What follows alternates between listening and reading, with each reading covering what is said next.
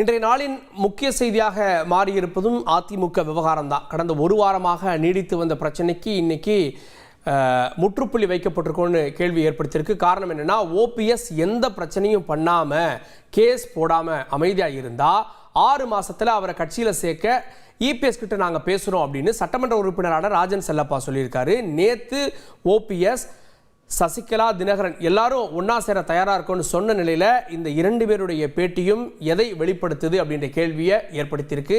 அந்த பேட்டிகளை பார்க்கலாம். என்னை பொறுத்தவரையில் எந்த நிபந்தனையும் கிடையாது இணைவதற்கு. புரிஞ்சுக்கிட்டீங்களா? நானே சின்னம்மாவிடம் பேசியிருக்கிறேன், திரு டிடி தினகரன் சார் அவர்களையும் பேசியிருக்கிறேன். அருமையனன் ஓபிஎஸ்ஸாக இருக்கட்டும், வேறு யாராக இருக்கட்டும், இந்த அதிமுக வளர வேண்டும் நினைத்தால் நீங்கள் எல்லாம் வழக்கு மன்றத்துக்கு போகவே கூடாது. அப்போ ஒரு 6 மாதம் பொறுமையாக இருங்க. நான் எங்களை போன்ற சட்டமன்ற உறுப்பினர் அண்ணன் எடப்பாடியாட்ட போய் கேட்குறோம், அண்ணே நல்லா இருக்கண்ணே சேர்த்துக்கோம்னு கேட்குறோம்.